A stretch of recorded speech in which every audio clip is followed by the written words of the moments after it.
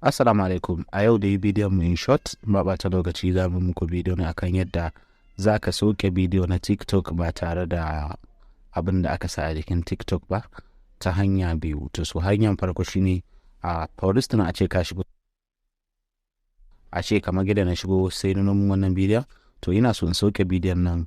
Misali mai bidiyon nan ya hana saukewa kuma ina so in sauke ta, ko kuma ina so in sauke babu wannan abin da ya shafi alamar TikTok. Zan yi copy link kamar haka, to just kawai ka zo Chrome, zan aje ma link din site na a description, savett.cc.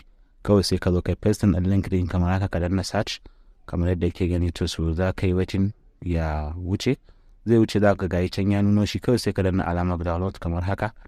Za ku ga ya fara downloading ne shi. To yanzu da ya downloading bara mu bude.